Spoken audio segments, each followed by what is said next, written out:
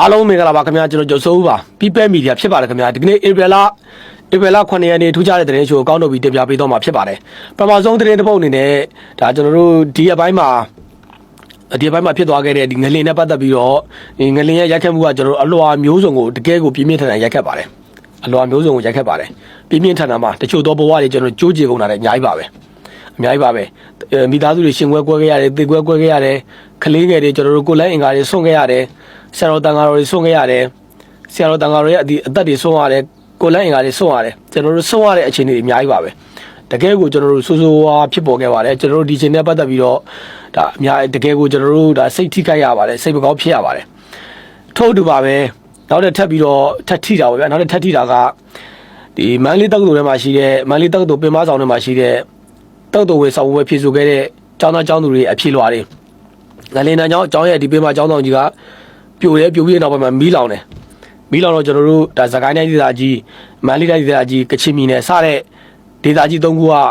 ကျောင်းသားကျောင်းသူတွေအဖြစ်လွှာတွေမီးလောင်ပျက်စီးသွားတယ်အဲ့ဒီအခြေအနေနဲ့ပတ်သက်ပြီးတော့ကျွန်တော်တို့ဒီအပိုင်းမှာကြဲပြန့်ထွက်နေတာကလာမဲ့ဒါမေလ9ရက်နေ့မှာတောင်းဝဲပြဖြေရမယ်ဆိုပြီးတော့ကျွန်တော်တို့ကြဲပြန့်ထွက်နေပါတယ်ဒါတော့ကျွန်တော်ကျောင်းသားမိဘတွေလည်းကျွန်တော်တို့ကိုတော်တော်လေးဒီဖုန်းတွေခေါ်ပြီးမေးတယ်ပေါ့ဗျာသူတို့တော့မေးတယ်တော့ဒီနေ့တော့ကျွန်တော်ပညာရေးဝန်ကြီးဌာနကဖြေဆိုထားတာရှိပါတယ်လက်ရှိအဲ့ဒီကျွန်တော်ရှေ့ရတင်ပြခဲ့တဲ့စကိုင်းတိုင်းဒေသကြီးကချင်ပြည်နယ်ပြီးရင်ကျွန်တော်တို့ဒီမန္တလေးတိုင်းပေါ့တုတ်တုံဝင်ဆောင်ဝဲဖြေဆိုခဲ့တဲ့ကျောင်းသားကျောင်းသူတွေပြန်ဖြေမဲ့ရက်ကိုသူတို့အနေနဲ့သတ်မှတ်ထားခြင်းမရှိသေးပါဘူးတနည်းအားဖြင့်ကျွန်တော်တို့ပြန်ဖြေရမယ့်ရက်ကိုသူတို့လုံးဝသတ်မှတ်ထားခြင်းမရှိဘူးပေါ့ဗျာလက်ရှိထွက်နေတဲ့ဟိုနေ့ဖြေရမယ်ဒီနေ့ဖြေရမယ်ဟိုလားဖြေရမယ်ဆိုတာကကောလာဟာလာတွေဖြစ်ပါတယ်လို့တော့ထုတ်ပြန်တာတွေ့ရတယ်ဒါတော့ကျွန်တော်တို့ဒါဒီကနေ့ပညာရေးဝန်ကြီးဌာနရဲ့ထုတ်ပြန်ချက်ပေါ့ဗျာအဲ့တော့ကျွန်တော်ဖြစ်စဉ်အသေးစိတ်ကိုတင်ပြပါမယ်ပြီးခဲ့တဲ့မလ28ရက်နေ့မိုးလယ်ပိုင်းကဒါကျွန်တော်တို့ဒီငလင်ကပြင်းပြင်းထန်ထန်လုပ်ပါတယ်အဲ့ဒါကြောင့်ကျွန်တော်တို့ဒီမန္တလေးတက္ကသိုလ်ပင်မဆောင်ကြီးပြိုကျပြီးနောက်မှာပင်မဆောင်ကြီးကမီးလောင်ပျက်စီးသွားတယ်အဲ့ဒီပျက်စီးမှုနဲ့အတူအဲ့ဒီမှာရှိတဲ့ကျွန်တော်တို့ဒီစကိုင်းတိုင်းမန္တလေးတိုင်းဟုတ်တယ်စကိုင်းတိုင်းမန္တလေးတိုင်းကချင်ပြည်နယ်အဲ့ဒီစာရွက်တွေပါကျောင်းသားကျောင်းသူတွေပေါ့ဗျာစာရွက်တွေပါအဖြစ်လွှာတွေမီးလောင်သွားတယ်ဆရာဆရာမတွေကလည်းအဲ့ဒီကြီးကကျွန်တော်တို့ပင်မဆောင်ထဲမှာပဲဒါကျွန်တော်တို့လိုအပ်တဲ့လိုအပ်တဲ့ကိစ္စတွေလုပ်နေတာပေါ့ဗျာလိုအပ်တဲ့ကိစ္စတွေလုပ်နေတဲ့အချိန်ပြိုကျသွားတယ်အဲ့ဒီဖြစ်စဉ်ကြောင့်ကျွန်တော်တို့ဒီမန္တလေးတိုင်းကဖြစ်ဆိုတဲ့သူကျောင်းသားကျောင်းသူအားလုံး46,944ဦးရဲ့အဖြစ်လွှာ2,8,940 အုပ်စာပြည့်တဲ့စာအုပ်တွေမီးလောင်ပျက်စီးသွားတယ်စကိုင်းတိုင်းဒေသကြီးကဖြစ်ဆိုတဲ့ဥယျာဉ်9,321ဦးသူတို့ရဲ့အဖြစ်လွှာ43,829ဦးမီးလောင်ပျက်စီးသွားတယ်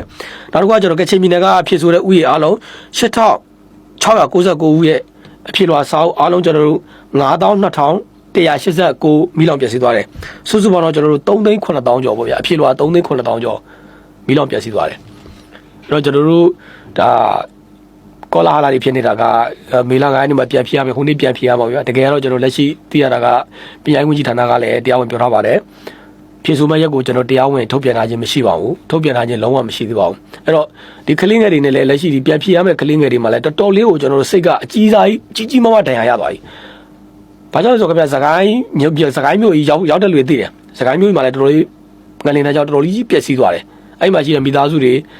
သူတို့ရဲ့အရင်ကနေခဲ့တဲ့အတိုက်ပေါ်ပဲဖြစ်ဖြစ်တဲပေါ်ပဲဖြစ်ဖြစ်ပြင်အောင်အိမ်ပဲဖြစ်ဖြစ်သူတို့ရဲ့ဘဝတွေကလမ်းပြရောက်သွားတယ်လက်ရှိတော့ကျွန်တော်တို့ဒီနိုင်ငံတော်ကနေသတ်မှတ်ပေးထားတဲ့နိုင်ငံတကာကနေကူညီပေးထားတဲ့ဒါသူတို့ရွက်ဖြစ်တဲ့တွေမှာနေကြရတယ်ပြီးရင်ကျွန်တော်မန္တလေးမြို့ထဲမှာရှိတဲ့မြို့တွေတွေကလည်းထုံထီးတူပဲတဲပေါ်အတိုက်ပေါ်ကနေ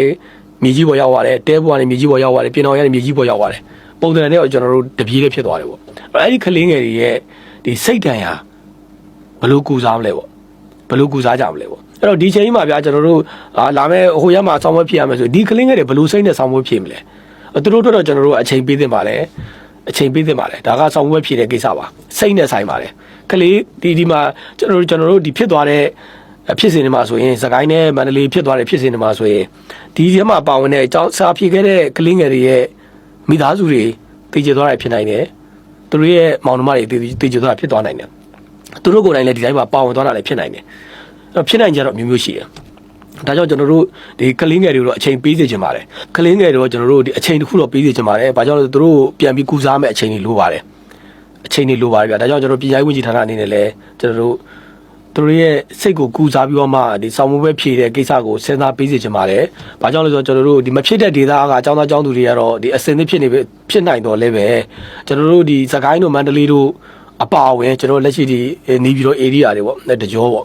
ဒီဘက်ကပျော်ဝေခြင်းပဲသင် အဲ့ဒီကចောင်းသားចောင်းသူတွေဘလို့စိတ်နဲ့ဆောင်ဖို့ပဲဖြည့်နိုင်ပါလဲ